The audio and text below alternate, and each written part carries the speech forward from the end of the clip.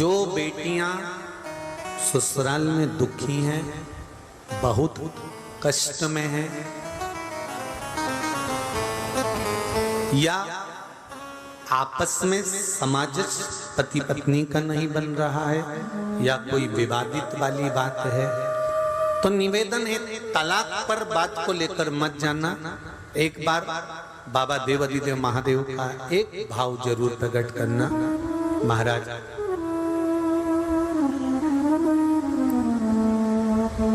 श्री अवधूतेश्वर महादेव का नाम लेते हैं। कौन से महादेव? अवधूतेश्वर महादेव का नाम लेकर थोड़ी सी मूंग, हरी जो मूंग होती है, उस मूंग को गला लीजिए पानी में। गलाने के बाद में उस मूंग को शिव मंदिर में ले जाकर भगवान जो नंदीश्वर विराजमान होते हैं वहां रखकर 7 बेलपत्र उस मूंग पर चढ़ा दीजिए। चढ़ाकर मूंग पर चढ़ा दीजिए। चढ़ाकर बेलपत्र मेरे देवाधिदेव महादेव को अवधूतेश्वर महादेव के नाम से समर्पित कर दीजिए।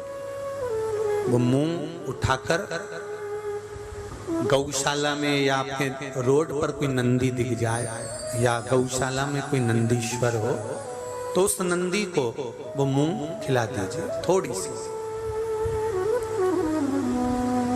3 या 4 प्रदोष करोगे, तलाक तक बात नहीं पहुंचेगी, आपस में प्रेम बढ़ जाएगा, बेटी को सम्मान मिलना प्रारंभ हो जाएगा और टेंशन समाप्त हो जाएगी, परिवार नहीं टूटेगा।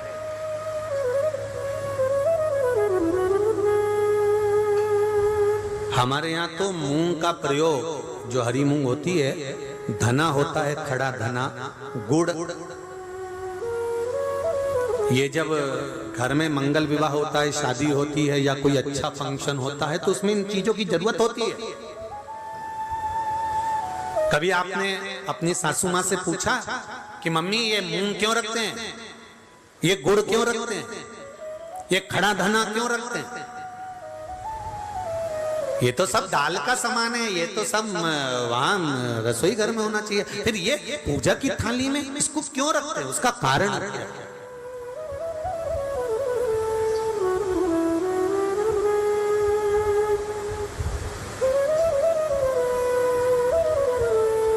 उसका कारण क्या है? कभी अपनी सासू माँ से पूछना तो सासू माँ बताएगी कि जिस समय पर भगवान शिव, भगवान महेश और उमा का संबंध हुआ था, भगवान शंकर के 51 विवाह पहले हो चुके थे, पार्वती के साथ में 52वें नंबर का विवाह है शिव जी का।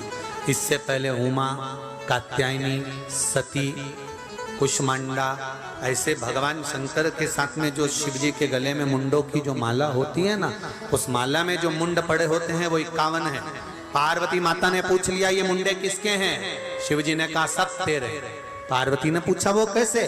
शिव जी कहते हैं तू इतने बार प्राणों को छोड़ चुकी है और जितने बार तू प्राण छोड़ती है उतने मुंडे में गले में धारण कर लेते, तेरी माला बनाकर पहनता। उमा और महेश का जब विवाह हुआ था, भगवान उमा और माता उमा और भगवान महेश का जब मंगल विवाह हुआ था, उस विवाह के समय पर माता उमा रुष्ट होकर भगवान शिव से, ऐसा नहीं है कि केवल माता उमा रुष्ट हुई, तिरुपति चले जाओ तो माता लक्ष्मी रुष्ट होकर नीचे बैठी हुई है।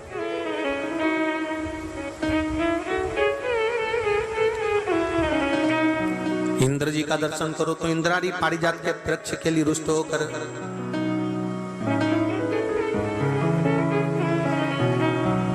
ब्रह्माणी और ब्रह्मा का दर्शन करो तो गायत्री मैया को यज्ञ में बिठा लिया पुष्कर जी में, तो गायत्री मैया को देखकर सरस्वती रुष्ट होकर बैठ गई। ऐसा नहीं है कि रुष्टता नहीं होती, होती है, पर उस रुष्टता में दोनों का साथ भी होता है।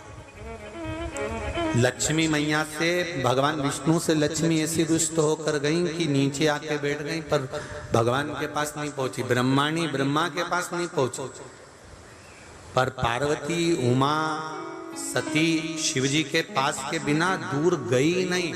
दोनों पार्वती मैया माता उमा रुष्ट होकर भगवान महेश से चली गई। और जब भगवान महेश से रुष्ट होकर माता उमा जाती हैं, माता उमा चली जाती हैं, तब उस समय पर ऋषियों ने, संतों ने आकर माता उमा को समझाया।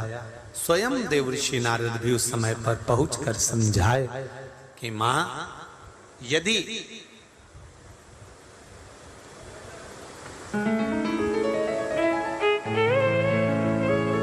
जो नंदी दिन भर भगवान की आराधना में लगा रहता है,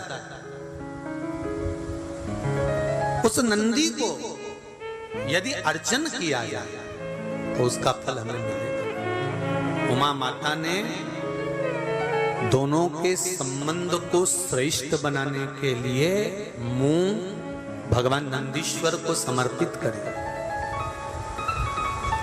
बहुत ध्यान दीजिएगा, आज भी बुजुर्ग माताएं पूजा की जो थाली रहती है उसमें गुड़, मूंग, धना, जब मंगल विवाह होता है या कोई अच्छा कार्य होता है, शुभ कार्य होता है, तो उसमें ये रखती हैं। उसका कारण है कि जिसका संबंध होता है तो उसमें ये रखती हैं। उसका कारण है कि जिसका संबंध जोड़ा जा रहा है, जो लड़का लड़की का संबंध हो रहा है, या कोई सगाई हो रही है, या इन लोगों का आपस में कोई जुड़ाव हो रहा है, या दो रिश्तेदार आपस में मिल रहे हैं, तो इन लोगों में कभी विवाद खड़ा नहीं, कभी विवाद इनका आपस में प्रेम।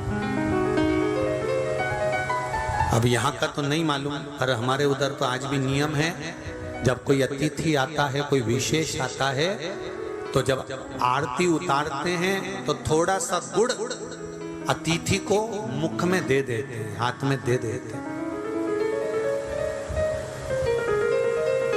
अब यहाँ का नहीं मालूम, पर हमारे उधर का तो नियम है। मारवाड़ में भी, राजस्थान में भी, मध्य प्रदेश में भी, आदि का आदि, यहाँ पे भी शायद होगा कि आरती करते समय थोड़ा सा गुड़, उसमें शक्कर नहीं, गुड़ दिया जाए। उस गुड़ की महत्वता क्या होती है? गुड़ की मूलता क्या होती है? महाराज, शक्कर के दाने बिखरे रहते हैं और गुड़ के दाने बंधे रहते हैं। इसलिए सनातन धर्म में केक काटने की प्रथा नहीं है।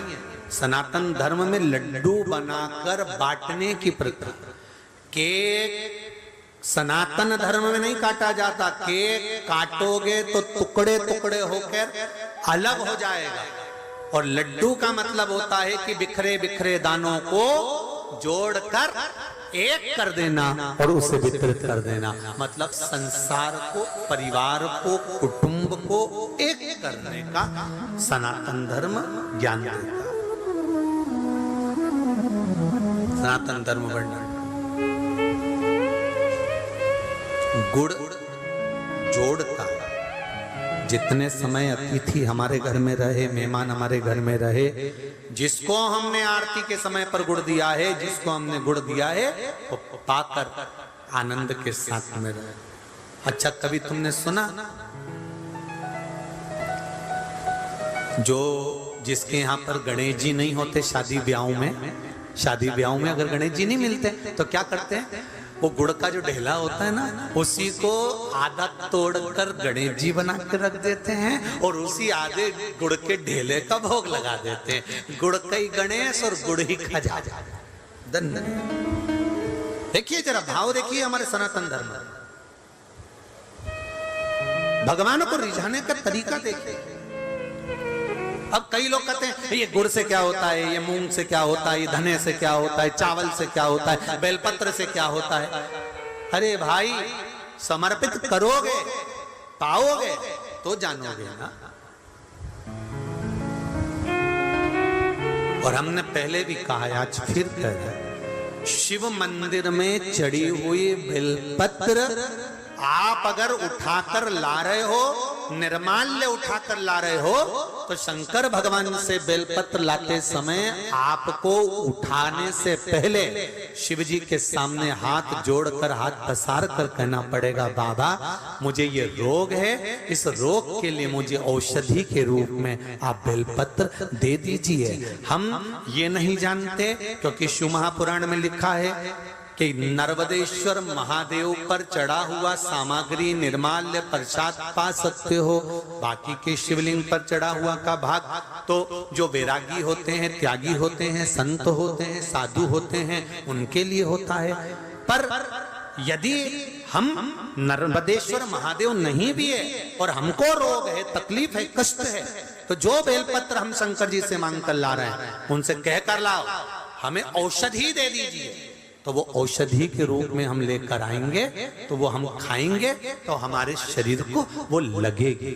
हम ये नहीं कह रहे कि आप इसी का लेकर आओ या नर्मदेश्वर को ढूंढो फिर उसका शिवलिंग लेकर आओ, कहां ढूंढोगे, आप तो औषधि मांग कर लाइए।